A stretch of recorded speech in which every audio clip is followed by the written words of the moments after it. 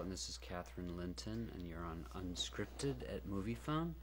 And we have a film here at the Tribeca Film Festival called Follow My Voice, which is actually about the making of a tribute benefit album of Hedwig songs benefiting the Harvey Milk School, a school for queer kids in New York City. How did you get involved in making this documentary? The record producer, Chris Selcerenko, who came up with the idea of the tribute album to Hedwig, was friends with my roommate at the time, and he was in my kitchen and said, you know, I've got this idea to do this tribute album, and we've got some people already signed up, so I said I should document that. You know, he had some amazing names that he was throwing out, Yoko Ono, Sleater Kinney. You know, he had gotten your involvement in Stevens at that point, so I decided that we should follow that, and I had also taught at the Harvey Milk School, so...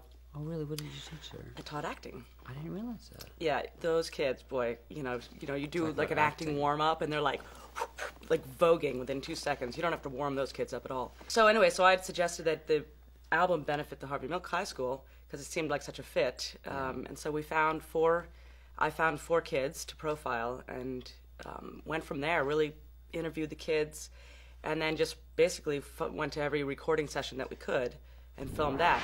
Why do you think our film was selected for the festival? Well, I think our film was selected for the festival because it's in the New York category, and it's such a New York story. The kids that we profile are survivors. They fight to be who they are, which I think every New Yorker does. Yeah. You know. And even though the kids didn't really, you know, they're mostly black and Hispanic kids from uptown and Brooklyn and Bronx and stuff, and Hedwig wasn't so much on their radar, you know, my film. Right. Hedwig, and I remember going to the school and visiting, and we were telling them that we were doing this tribute album, and it's like, who? You know? Like, who? But it was really fun telling the story of Hedwig, which was about an outsider coming to a world that they don't really belong in, and hearing them really hearing the story and getting it. It was kind of exciting because, you know, usually people knew it from the play or the movie. Right. And then when they saw it, they were really into it. Yeah. You know, only a couple of, you know, cute dykes had really seen it before. Yeah. You know, they were like... I think Tanaj or the cute dyke had seen the movie. Exactly. But it was... it doesn't seem like a perfect fit, Hedwig in the Harvey Milk School, but in the end, I think people will see in the film that it connects. Yeah. What was it like to use your creative talents to benefit others? That's the point of life, I think. Everybody's got to be creative in some way, and if you're only benefiting yourself, who are you going to celebrate with at the end of the night? And you did use, I mean, I think that the story of Hedwig is such it's not for gay people, it's not for straight people, it's, you know... Not for anyone, really. It's not for anyone, really. It was for my mom and dad, and I didn't expect it to be. Yeah. Was it for your mom and dad? Yeah, you know, my dad was a general, and you know, they're very religious and everything, but they had those plastic wigs on their head at Sundance, so... They put on the wig? They put on the wig. How did your dad embrace the wig? The film, the wig, and you and drag? And it was kind of hard at first, but then, you know, there was something about it being, you know, clapped at a festival that got them through it. What's the best way to build trust with your subjects? That's a hard one, because, you know... Yeah. Well, with these kids, I mean, I've done, like you have done films and documentaries over the years, and, you know, from heroin addicts to these gay kids, and I think it's just being honest, and I think it's being present and listening to them, and really, you know, because you know when you're doing an interview and you can tell the interviewer is interested or not, and you know, a lot of times they're not really listening. So I think that it's really with these kids, because they had no trust. They don't trust a lot of adults, you know. So it's like I really just had to continue to be there, to show up when I said I was going to be there, whether they were there or not, whether they had forgotten, I was there, and to really listen to their stories, and to be as sort of unobtrusive as possible, and let them. So I think that that's universal. I think you try to stay out of the way, but really be present and listen. That, to me, like documentary filmmakers are the true journalists / artists of their time. They have to have the, you know, and in a way, saints, because it's never for the money. No, right? Yeah. You wouldn't be doing it if it was for the money. Oh, no. No. And for me, it's like, nowadays, because of the way news comes out in a very truncated form in the U.S., documentarians in a way, are the new journalists, and they have to do it over a long period of time rather than the 5 seconds that usually happens on CNN. And out of pocket. What was the biggest challenge being Hedwig, being in drag? Well, the hardest thing was directing myself on...